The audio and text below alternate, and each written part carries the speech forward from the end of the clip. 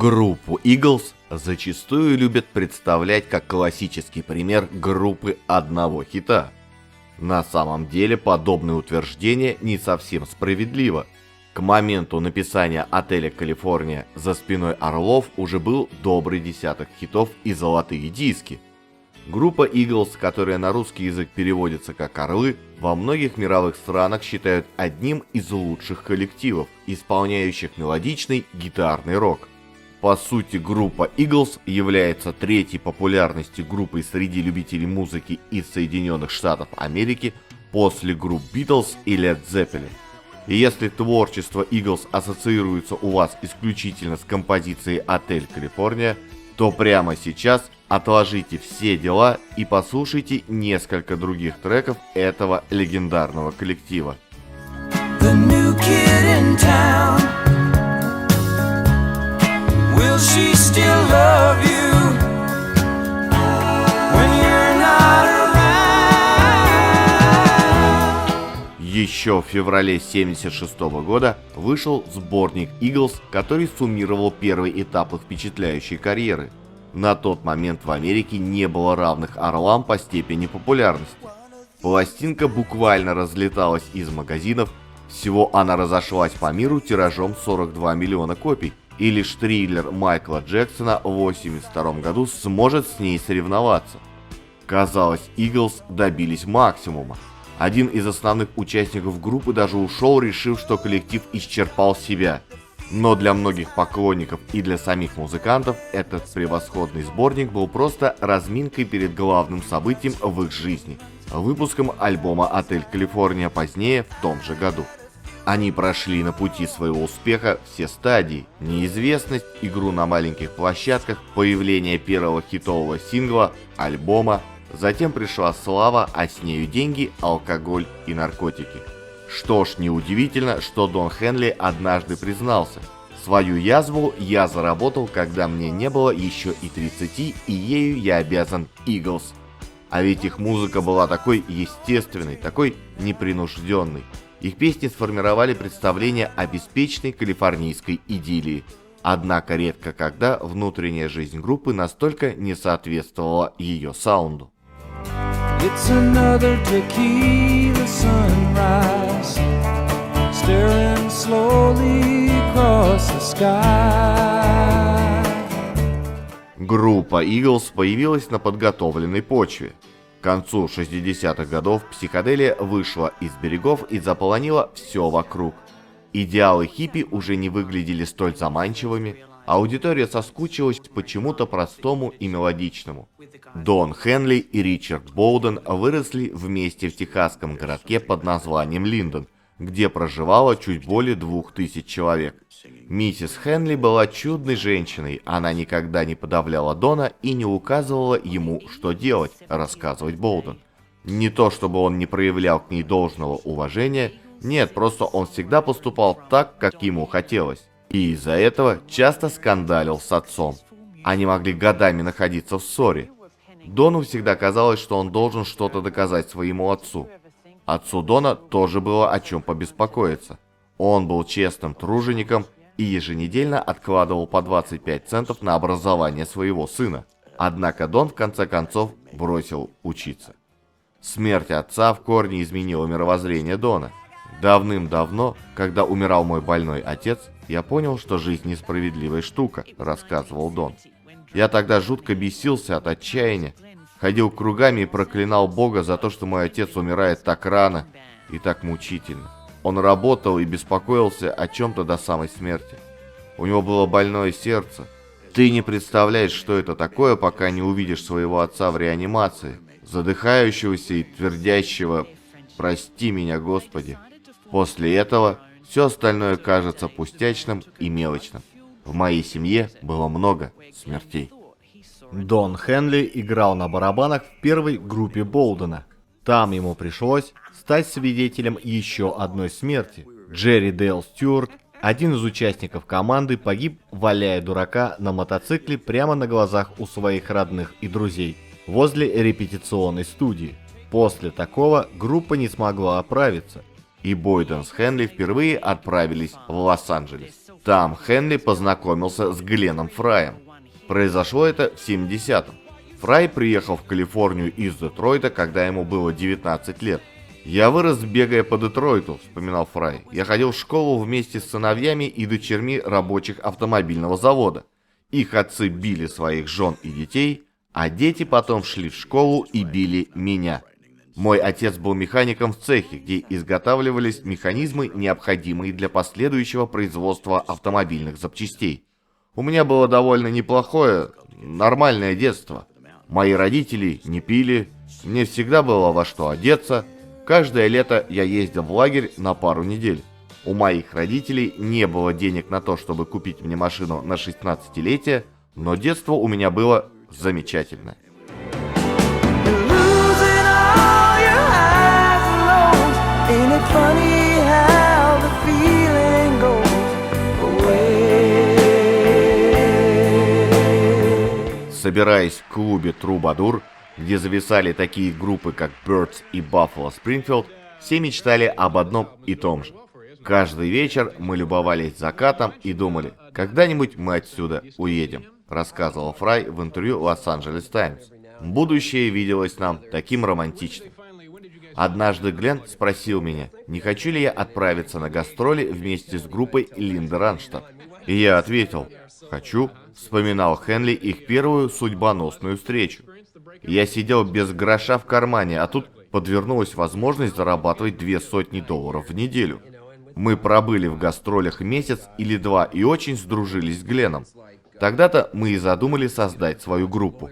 Cause I've done everything I know to try and make you mine. And I think I'm gonna love you for a long, long time. В июле 1971 года весь оригинальный состав Eagles аккомпанировал Линде Ронстадт, а потом записал с ней альбом. После года работы аккомпаниаторами ребята решили уйти в самостоятельное плавание, так в солнечной Калифорнии появились Eagles. Дэвид Геффен тут же предложил им контракт с его недавно образованным лейблом. Свой первый альбом ребята хотели непременно записывать в Англии с продюсером Глином Джонсом, который работал с Beatles, The Who и Led Zeppelin. В феврале 1972 года они перебазировались в лондонскую студию Olympic, чтобы записать дебютную пластинку, названную просто The Eagles. Она сразу принесла успех. Приглаженный кантри-рок со свежими вокальными гармониями стал олицетворением музыки западного побережья, хотя никто в оригинальном составе не был родом из Калифорнии. Берни Лидон происходил из Миннесоты, Рэнди Мейснер из Небраски, а Гленн Фрай и Дон Хенли из Мичигана и Техаса. Песня «Take It Easy» о поездке по шоссе, написанная Гленном Фраем и его приятелем Джексоном Брауном, мгновенно превратила Eagles в звезд на родине. Take it easy. Don't let the sound of your own wheel. И тут началось. Как рассказывал Джексон Браун, Гленн постоянно устраивал беспорядок, а Дон неизменно за ним убирал. Казалось, у них на чердаке хранился свой портрет Дариана Грея. Чем красивее становились их песни, тем более неприятной становилась ситуация внутри группы. В первый раз Лидон ушел в 1975-м. Я все время спрашивал их, сможем ли мы отдохнуть хотя бы в следующем месяце. Я хотел оставаться в форме хотя бы лет до 30. Я боялся, что что-то внутри меня умирает. Мой уход был актом борьбы за выживание. Just find a place to make your stand and take it easy. Второй альбом повествовал о банде Дулина Далтона, орудовавшей на Диком Западе, и был построен на сопоставлении жизни гангстеров и современных рок-звезд. Здесь Дон Хенли показал свой композиторский талант, сочинив заглавную песню. Вместе с Фраем он начал писать хит за хитом, обозначив лидирующий тандем в группе. They were Doolin Dalton. Пластинка Desperado стала тем альбомом, который определил Eagles как в плане имиджа, так и в плане саунда. После целого ряда столкновений с органами правопорядка, они в шутку стали называть себя «Банда Дулина Далтона».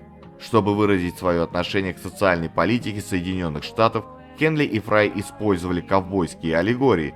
Здесь крылось и еще одно противоречие. Красивые песни Eagles могли бы просто очаровывать слушателя своей мелодикой, однако при этом их тексты были едкими и озлобленными. Глядя на прошлое с высоты минувших лет, я понимаю, что весь этот ковбойский хулиганский миф был фальшивкой, сказал Хенли. Не думаю, что мы и вправду в него верили, мы просто пытались провести какие-то аналогии. Внезапно мы стали известными, начали зарабатывать кучу денег, и от этого у нас слегка поехала крыша. Мы жили вне общепринятых законов, мы жили в Лос-Анджелесе и чувствовали себя героями вестерна. И решили написать об этом песни, чтобы доказать самим себе, что нам это не просто кажется. Go down, Bill Dalton, it must be God's will. Следующая пластинка показала значительный крен от кантри к року. Для песни Good Day in Hell был приглашен гитарист Дон Фелдер. И ребята были настолько очарованы игрой на его двухгрифовом Гибсоне, что через 2 дня после записи предложили стать пятым орлом. Кстати, Фелдер тоже не был калифорнийцем, он был родом из Флориды. В это же время остальные участники прозвали Дона Хенли дедушкой.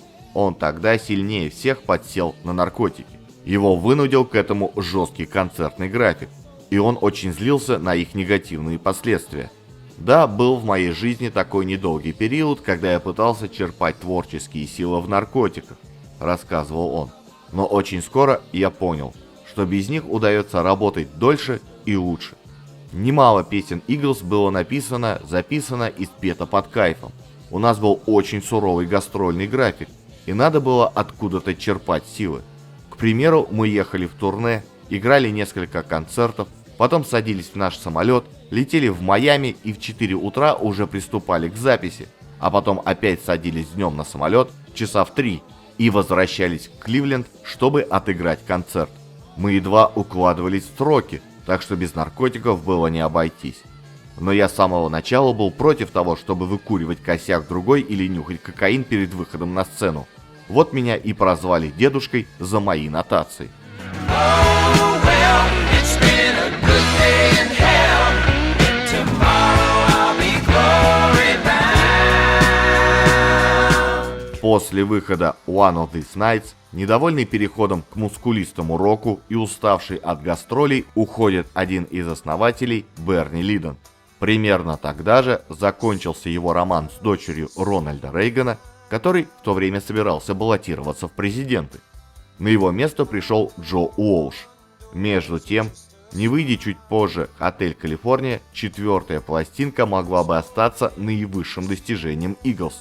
1-е место хит-парада, 3 хита на 1-м, 2-м и 4-м местах, 4 миллиона распроданных копий, мировой тур, Грэмми, одна из композиций альбома становится заставкой популярного телесериала «Автостопом по галактике».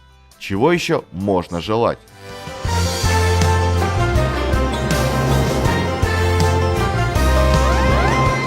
В 1976 году вся Америка шумно отмечала 200 лет подписания Декларации независимости.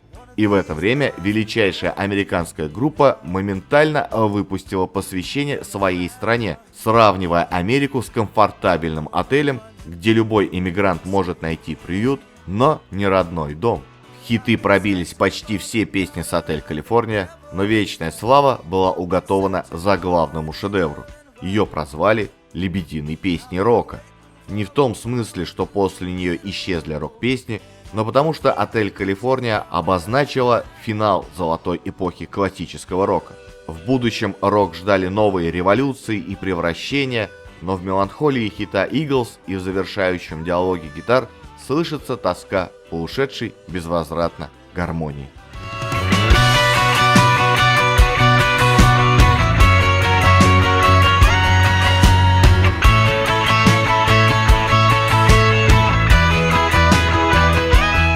Успех породил Хенли чувство вины. Ты понимаешь, что не заслужил всего этого. Ты зарабатываешь слишком много денег, тебе легко все достается, а ты еще так молод. И весь этот успех пришел тебе очень быстро. Меня это все немного смущало. Я вырос в городе с населением в 2500 человек. Мой отец не доверял кредитным карточкам и за все расплачивался наличными. И вдруг у меня появилась золотая карточка American Express. Я стеснялся доставать ее из своего бумажника, потому что совершенно к такому не привык. Вот так Хенли Фрай и все остальные столкнулись с масштабностью Eagles и огромной популярностью отель Калифорния.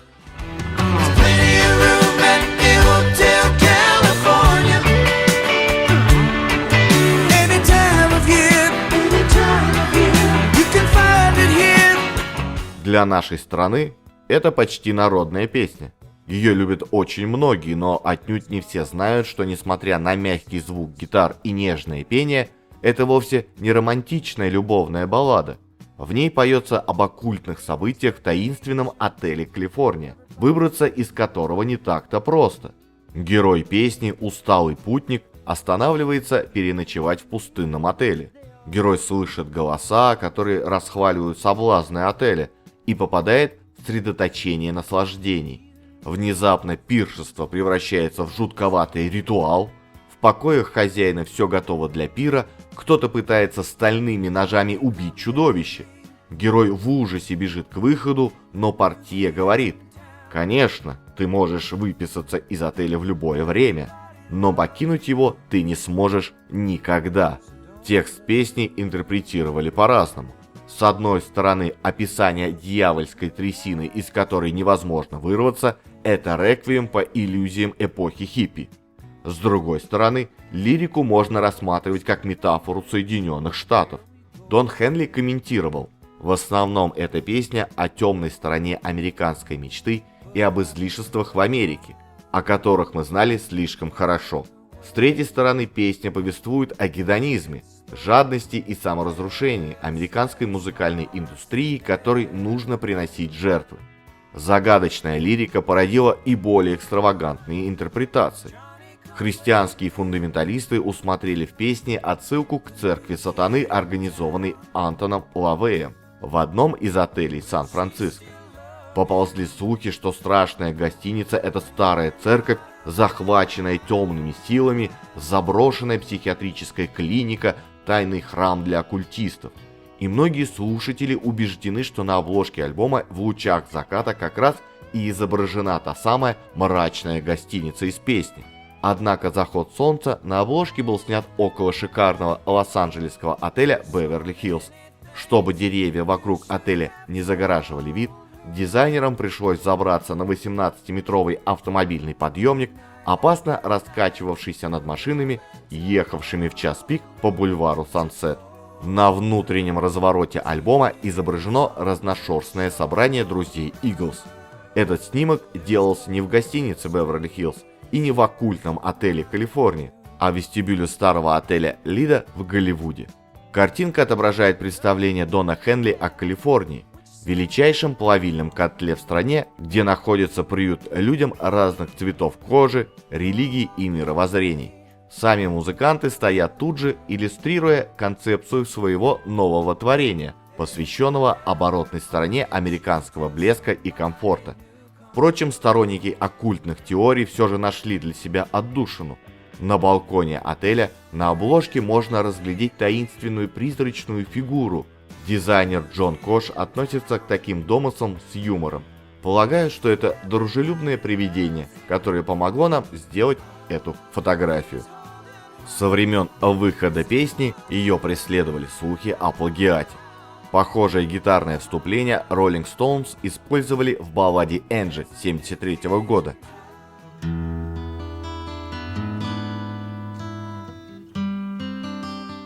Та же гармония украсила песню We Used to Know 1969 года группы Jet Rotal.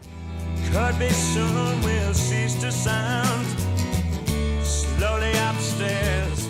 Йен Андерсон заявлял, что не видит в этом плагиата. Это просто та же аккордная прогрессия. Зато другой размер ритма, другая тональность, другой контекст. Считается, что Eagles слышали, как Jet Rotal исполняют We Used to Know во время их совместных концертов. Но на самом деле Eagles выступали перед Jet Rotal всего только в июне 1972 года, когда We Used to Know ни разу не исполнялась. К тому же мелодию для песни написал Дон Фелдер, который вошел в состав Eagles только в 1974 году. Зато в СССР наработками «Отель Калифорния» воспользовался Виа Цветы, записав в 1979 году хит «Летний вечер». Уходили мы по гальке от тепла воды. Было жарко, было жалко, смыл прибой следы. И за далью белой стужи где-то там. «Отель Калифорния» на 8 недель возглавил американский хит-парад. В одном только США разошелся тиражом в 15 миллионов копий, но долгая прогулка подходила к концу. Увы, вершина – это не только пик, но и начало спуска. Похоже, Eagles уверились, что им все по плечу. Очередного диска пришлось ждать 2 года. За это время, в 1977 году, группу покинул Рэнди Майснер. Вместо него пришел Тимоти Шмидт. Идя на поводу у моды, музыканты принялись вовсю экспериментировать. Появились высокотембральные гитары, синтезаторы и саксофоны. Квинтэссенцией этого можно считать песню «Sad Cafe», но что-то главное пропало. We would meet on that beautiful shore in the sweet by and by.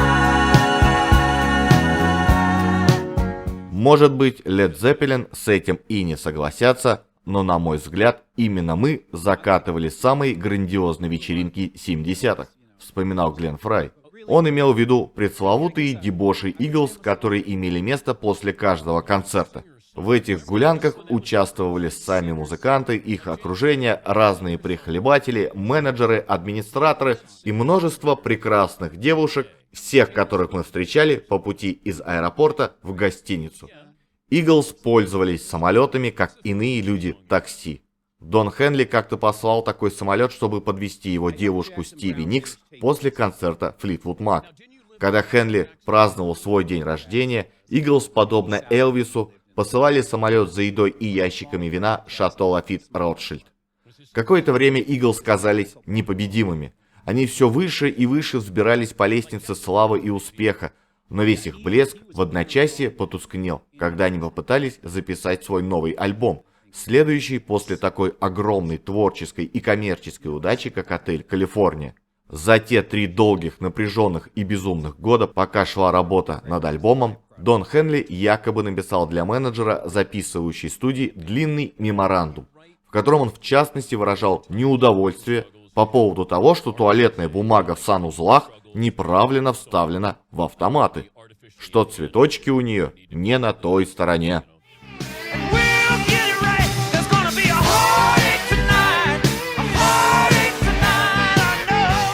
The Long Run получился хуже, чем «Отель Калифорния». Да и вообще он создавался очень мучительно, рассказывал Хенли. Мы все время ругались из-за песен. Из-за какого-нибудь одного слова мог разразиться страшный скандал, и так целыми днями. На эту запись ушло 3 года и $800 тысяч, и мы совершенно вымотались. Дон Хенли постоянно из-за чего-то волновался. Даже когда его команда зарабатывала миллионы долларов, и он жил в особняке на Голливудских холмах, даже тогда он находил о чем поволноваться. Если спросить 20-летнего музыканта, который изо всех сил пытается пробиться, а тебе бы хотелось, чтобы твои альбомы расходились 18-миллионными тиражами, он ответил: «Да, конечно, черт возьми», поясняет Глен Фрай. И тогда его спросят следом: «Но как же ты потом умудришься сделать все последующие свои релизы столь же крутыми, как и тот, что продавался миллионами?» Моего друга Боба Сегера как-то спросили: «А как ты думаешь, из-за чего распались Eagles?» И он ответил: «Из-за отеля Калифорния».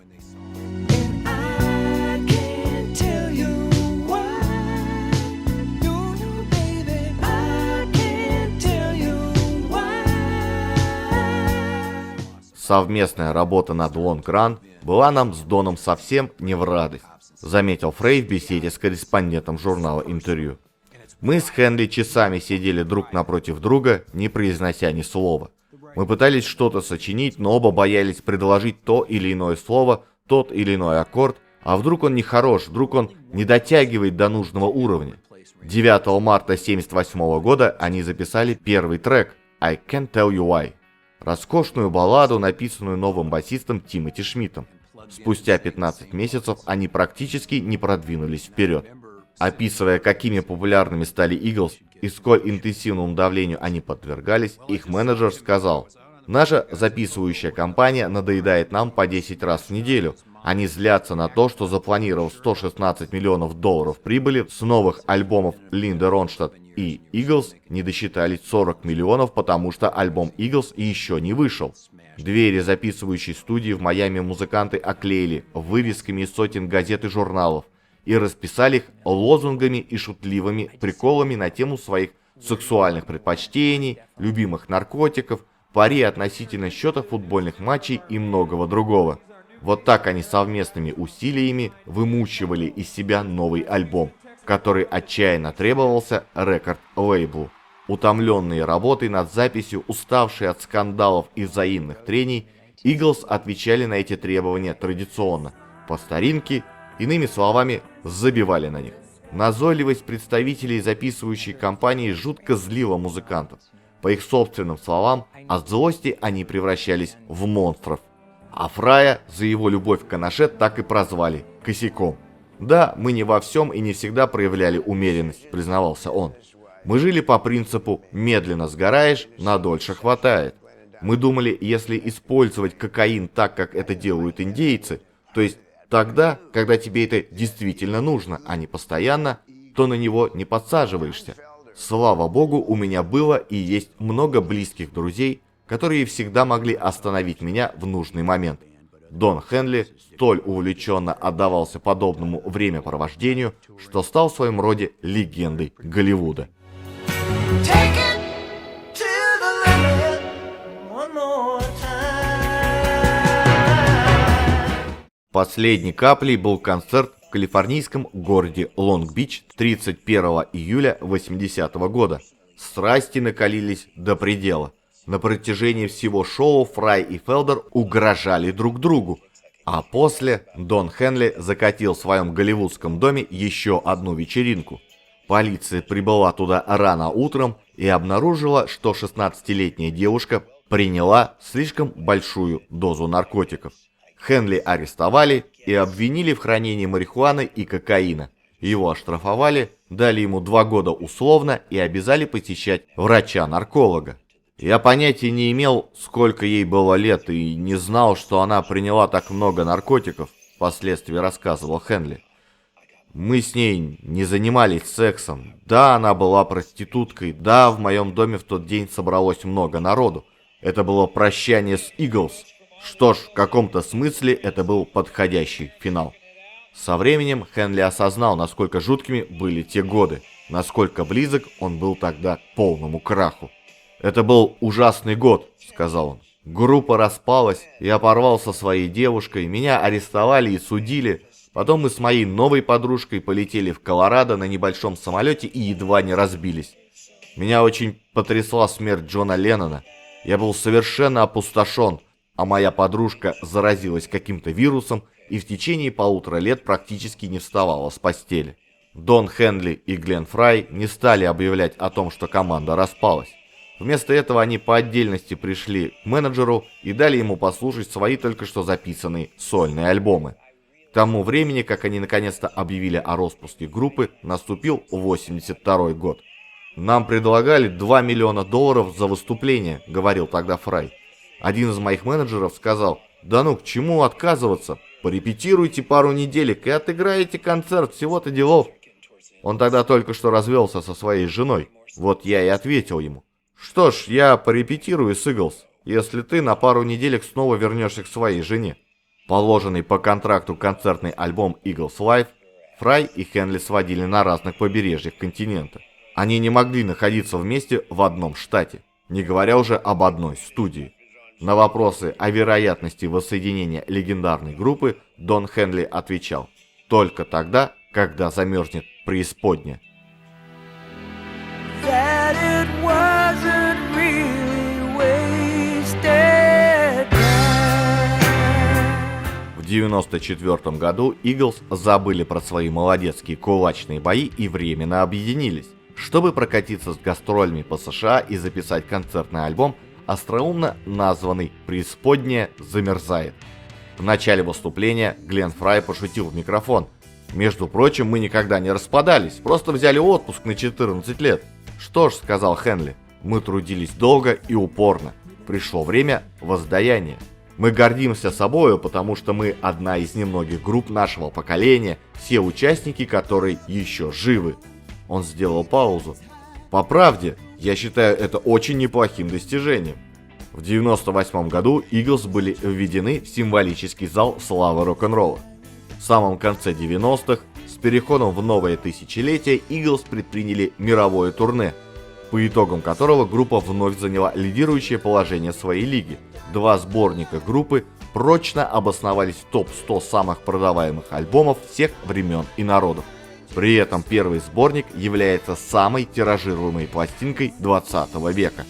В 2001 году гитарист Дон Фелдер покинул группу по причине финансовых разногласий с Хенли и Фраем и впоследствии долго судился с ними. Позже в интервью Фелдер подтвердил, что остается другом бывших членов Eagles Берни Лидона и Рэнди Майснера. Но когда его спросили, поддерживает ли он какие-либо контакты с Фраем или Хенли, Фелдер заявил, что единственные ответы, которые он получает, исходят от их адвокатов. Однако в ноябре 2007 года выходит новый студийный альбом Eagles. Это первый полноценный альбом аж 1979 года. Поклонники не пожалели о долгом ожидании. В двухдисковый альбом вошли 20 абсолютно новых треков, над которыми группа работала почти 6 лет. Альбом дебютировал на первом месте в США, стал одним из самых продаваемых альбомов года и достиг статуса трижды платинового.